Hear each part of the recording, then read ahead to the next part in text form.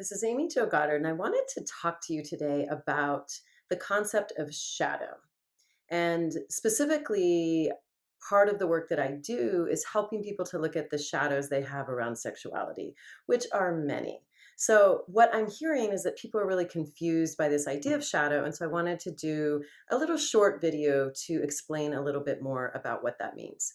So, when we talk about shadow or doing shadow work, I'm referring to the concept that Carl Jung, who was one of the most famous psychologists that ever lived, the concept of shadow that he wrote extensively about.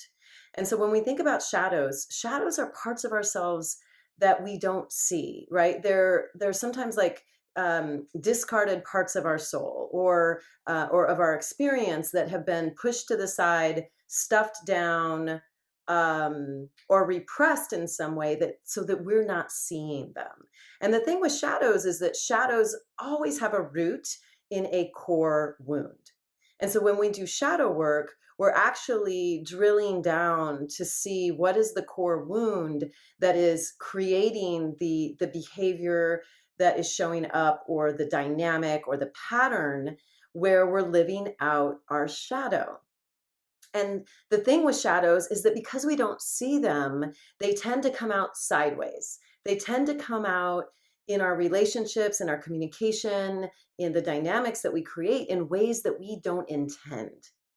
And then they're impacting us, and they're impacting us over and over again. And so they're related to this core wound. And yet what's happening is that the core wound keeps wounding us, right? It's like it keeps popping up and wounding us because we haven't healed it yet. And so when we see a pattern like that, when there's something that keeps coming up and where we're feeling wounded, we're feeling hurt, we're feeling anger, frustration, um, resentment, whatever it is that's coming up over and over, that means that there's some shadow that wants to be healed. And it's coming up because it's telling us it wants to be healed. And the way that we heal it is that we bring it into the light. We shine a light on it, we bring it out, we take a look at it, and it loses its power over us, right? It ceases to affect us and to play out in the ways that it has been playing out, or in re-wounding us the way that it once did. And so that really is the power of shadow work. And so I think a lot of times people with sexuality are like, well, what would be a shadow about sex and sexuality? And so I want to give you some examples. So one really common shadow might be around our own shame, right? That I have so much shame about sex. There's something in me that I have buried, that I have repressed, that I feel so much shame about internally, that I literally become a professional shamer. I shame other people about their sexuality or about their sexual behaviors. So, and it could manifest in lots of different ways. That's just one possible way. Most of us have sexual shame. All of us have shadows. So a lot of people have a shadow around their shame. And so getting to bring it out and look at it allows us to heal the shame so that it doesn't have power over us anymore. Another example might be I critique sex workers and prostitutes. I judge them as low, as sluts, as immoral, as less than human, as, vile, whatever the judgment is. Some people have really strong feelings about sex work or about prostitutes. And the shadow might be that sex is transactional in my marriage. And I'm not looking at that. I'm not seeing that. I'm not acknowledging that. So that could be a really big shadow. There's many different ways that sex is transactional, not just through actual sex work. Another one might be, I think everybody around me is sexier than me, is more worthy of love and affection and attention than me, more desirable than me. And I don't even see my own sexiness. I have pushed my own attractiveness and worthiness and sexiness into shadow. And there's lots of ways we do this with our worthiness, and that can manifest in so many different patterns. And that's a really big core wound that if we have it needs to be healed. And another example would be I lack pleasure in my life, in my sexual life, and I feel resentful about it, right?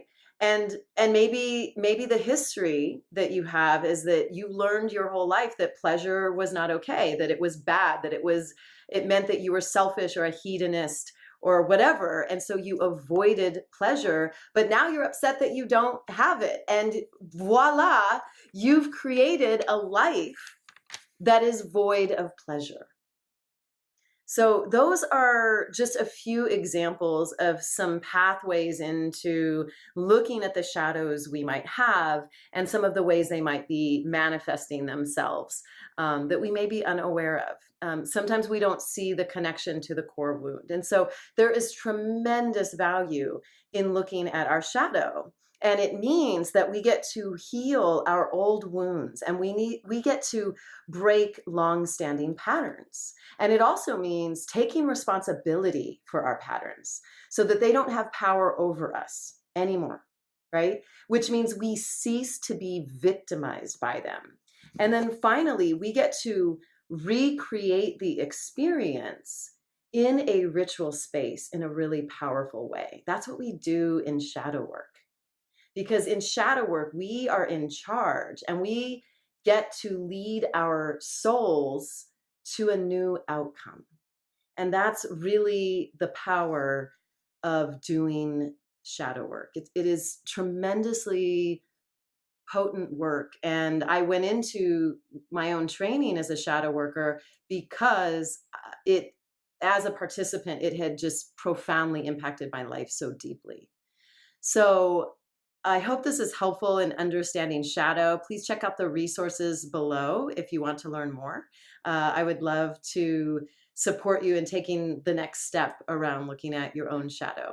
I hope that this has been helpful today. Please leave your comments below and don't forget to subscribe to my channel. Thanks so much for following, and I will talk to you next time.